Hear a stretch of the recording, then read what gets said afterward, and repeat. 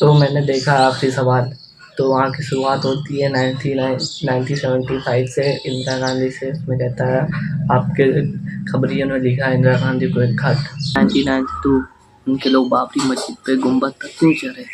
तो ये सवाल के ऊपर भी मुद्दा किया जाता है। ये कहानी प्रोफेसर और स्टूडेंट के ऊपर कहानी पूरी मूवी ट्रेलर बनी है। मूवी मेरे हिसाब से पूरा इसी पे होगा, क्योंकि उसका स्टूडेंट पूछता है कुछ सवाल तो प्रोफेसर उसमें राजी नहीं हो पाता, कहता है ये वो गला सला। तो उसी में संजय दत्त एक डायलॉग मारता है, जब कोई स्याही फेंकता है तो वही स्याही से इतिहास लिखा जाता है। और फिर मेन हीरो वही जो स्टूडेंट रहता है वो कहता है मुझे भगवा और हरे से कोई फ़र्क नहीं, मुझे सवाल खड़ा करना है, मैं इसका जवाब लेकर रहूँगा आखिरी सवाल।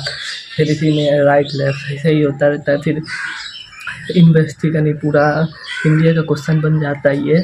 तो इसी पर ये मूवी है। फिर इसको देखने के बाद पता चलेगा इस पे किस किस टॉपिक पर बताया गया है, किस किस टॉपिक पर नहीं। तो इसको देखने के बाद ही पता चलता। कहता है आज तक तुमने तो आरएसएस को अभी तक यहाँ तक नहीं बुलाया है, तो आज क्यों बुला रही हो?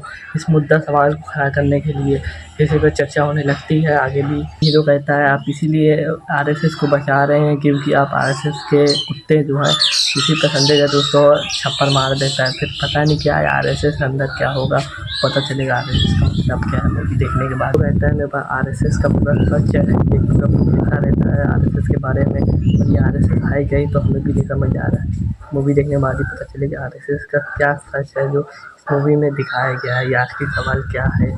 हीरो कहता है संजय दत्त को तुम टेररिस्ट हो। संजय दत्त कहता है अगर हम टेररिस्ट होते तो टेररिस्ट हमें क्यों नहीं मारते, हमें क्यों मारते, से कहता है।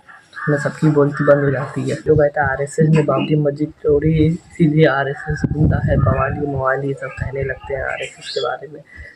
ये बात तो सही है, उसने बाबरी मस्जिद तोड़ी है, ये क्यों किस लिए तो दिखाया जाएगा। किस बवाल मचने वाला है मूवी भाई लेके, तो और बवाल मचने वाला है इस मूवी को लेके। कहता है वो तब गिरा जब बहुमुखिया को टूट गया। फिर कहता है ना आपको चलाने के लिए कोई किताब है ना कोई सवाल है, इसमें चर्चे वर्चे होते रहते हैं।